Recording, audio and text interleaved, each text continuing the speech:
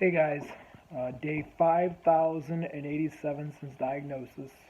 It is March 29th, and I got the go ahead to go out to MSK, Memorial Sloan Kettering, in New York City on April 2nd, and we start the process of autologous stem cell transplant on April 3rd.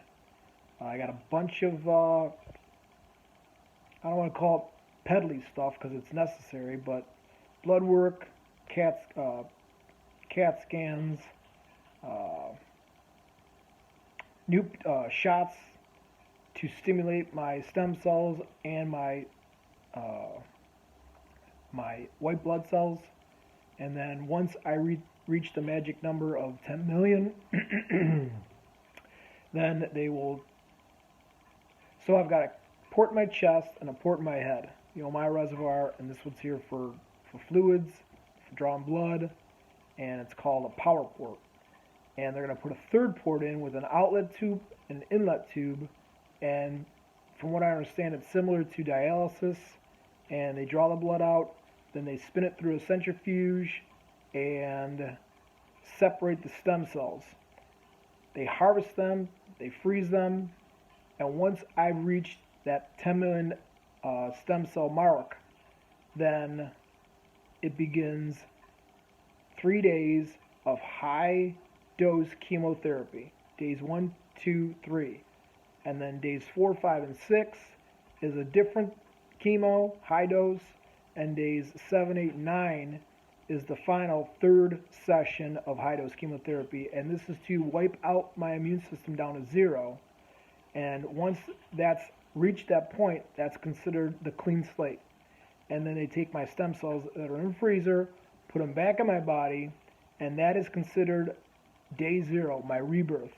And if everything stays as planned, ironically, that rebirth date will be the exact date of my birth date, April 24th, 1971. So I'll be 48 years old chronologically, and I'll be day one of my rebirth. I'm oddly excited about this, even though I'm sure it's going to be painful and scary as hell. Liz is really busting her ass on her nurse practitioner schooling, trying to get it all knocked out and all her projects knocked out before we embark on this unbelievable, momentous, Herculean task ahead of us. And we were under the assumption that Hope Lodge was going to be available, and that's free to all stem cell transplant patients. And unfortunately, the sad state of affairs that our country is in, they're all booked up. So that tells you just how sick this country is.